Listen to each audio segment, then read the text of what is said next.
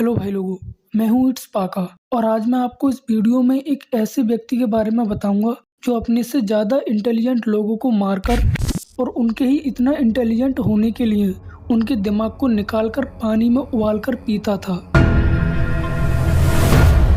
आपको ये थोड़ा अजीब सा लग रहा होगा कि कोई व्यक्ति ऐसा कैसे कर सकता है, लेकिन ये सच है और आगे आप इस वीडियो में बहुत कुछ जानने वाले हो कि ये व्यक्ति इंसानों को मारकर उनके दिमाग को उबालकर उनके ही इतना इंटेलिजेंट होने के लिए उनके दिमाग को पीता था। वीडियो में आगे चलकर आपको डर भी महसूस हो सकता है, क्योंकि इस वीडियो में मैं आपके लिए जो कुछ भी बताऊंगा वो सच में काफी ज्यादा डरावना है। आज की इस वीडियो में आप जिस व्यक्ति के बारे में जानने वाले हो उस व्यक्ति का नाम है राजा कोलंदर। 12 साल बाद शव खाने वाले को सजा।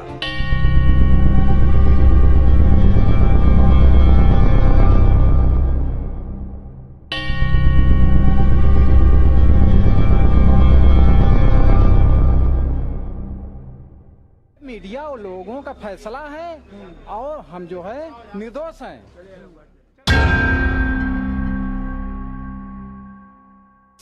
कहानी की शुरुआत जिस पॉइंट से होती है मैं आपके लिए उसी पॉइंट से लेकर चल रहा हूँ ताकि आपको ये कहानी समझने में काफी ज्यादा आसानी हो और अगले 2 या 3 मिनट बाद हम राजा कोलंदर के ही बारे में बात करेंगे। कहानी की शुरुआत होती है साल 2000 यूपी इलाहाबाद, एक डेली न्यूज़पेपर आज, जिसमें एक चीफ रिपोर्टर काम करता था जिसका नाम था धीरेंद्र सिंह। धीरेंद्र इलाहाबाद के बैरी गांव का रहने वाला था और रिपोर्टिंग के मामले में उसके लिए कभी कभार स्टेट से बाहर भी जाना पड़ जाता था। 13 दिसंबर को धीरेंद्र डेली न्यूज़पेपर आज, जिसमें वो चीफ रिपोर्टर के रूप में काम करता था, शाम के टाइम दफ्तर में जाता है और अपने साथियों से बोलता है कि कल को मैं नहीं आ पाऊंगा, मैं अपने गांव जा रहा हूं। एंड इतना कह के धीरेंद्र दफ्तर से चला आता है। लेकिन 2 दिन बीत जाते हैं, 14 दिसंबर और 15 दिसंबर। धीरेंद्र अपने घर नहीं पहुंचते हैं। इधर ऑफिस में धीरेंद्र जिन लोगों से ये बोल के आया था कि मैं 14 दिसंबर को ऑफिस में नहीं आ पाऊंगा, लेकिन धीरेंद्र ना ही 15 दिसंबर को ऑफिस में पहुंचते हैं और ना ही 16 दिसंबर को। तब ऑफिस के बाकी रिपोर्टर धीरेंद्र के फोन पर कॉल करते हैं,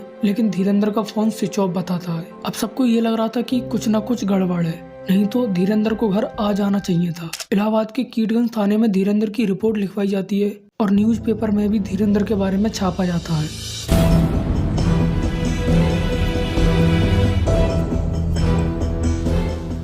धीरेंद्र को ढूंढने की पुलिस पूरी कोशिश कर रही थी। धीरेंद्र के फोन की कॉल डिटेल्स निकाली जाती हैं। कॉल डिटेल्स में 3 नंबर निकल कर आते हैं।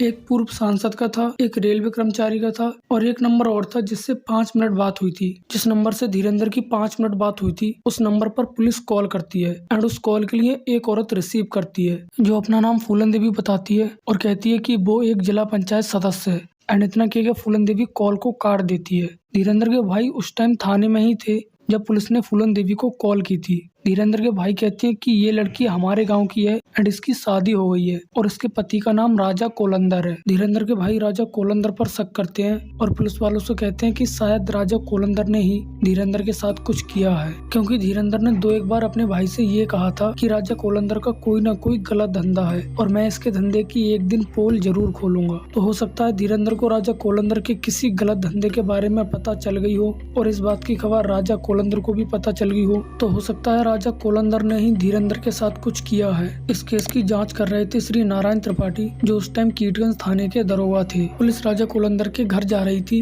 राजा कोलंदर से पूछताछ करने के लिए, लेकिन राजा कोलंदर पुलिस को रास्ते में ही मिल जाता है। राजा कोलंदर एंड उसका साला ये दोनों टाटा सुमो में बैठकर कहीं जा रहे थे, लेकिन पुलिस उनको थाने ले आती है।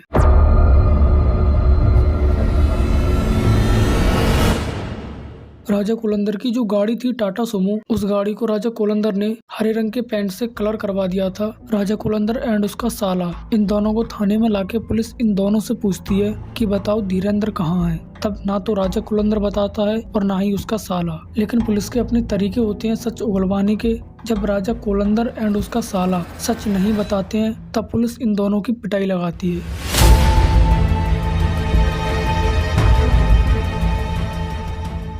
और काफी देर बाद राजा कोलंदर सच उगलता है और कहता है कि धीरेंद्र को जान से मार दिया, उसका मर्डर कर दिया।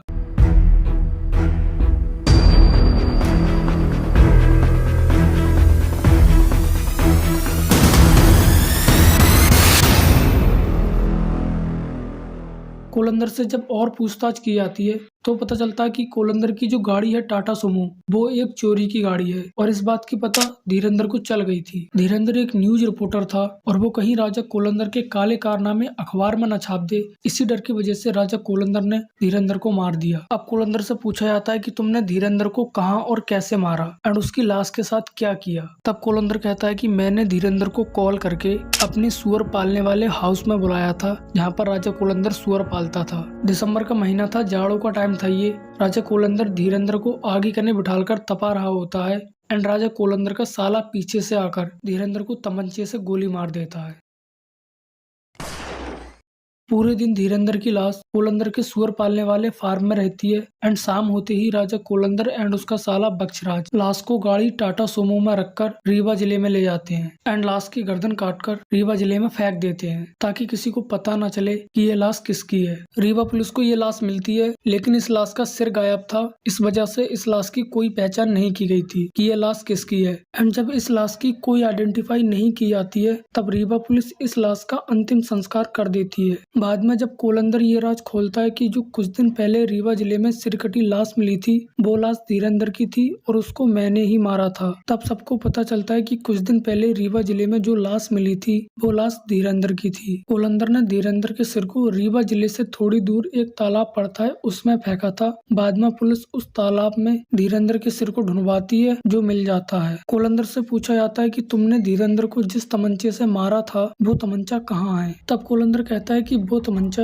मेरे घर में उपलो में रखा है। पुलिस जाती तो है कोलंदर के घर तमंचे को ढूंढने, लेकिन उसके हाथ एक और चीज लग जाती है। तमंचा तो उपलो में रखा हुआ मिल जाता है, लेकिन अब पुलिस राजा कोलंदर के घर की छानबीन करती है कि और क्या क्या है राजा कोलंदर के घर में। एंड पुलिस की नजर एक संदूक पर पड़ती है एंड जब उस संदूक को खोला जाता है तब उसमें से एक डायरी निकलती है। इस डायरी में 14 लोगों के नाम थे। 14वें नंबर पर जो नाम था वो था पत्रकार धीरेंद्र का। जब कोलंदर एंड उसके साले से पूछा जाता है कि इस डायरी का क्या मतलब है और इन 14 लोगों के नाम इस डायरी पर क्यों लिखे हैं और ये कौन है, तब कोलंदर का साला बक्सराज कहता है कि ये 14 लोग वो लोग हैं जिनको हमने मार दिया।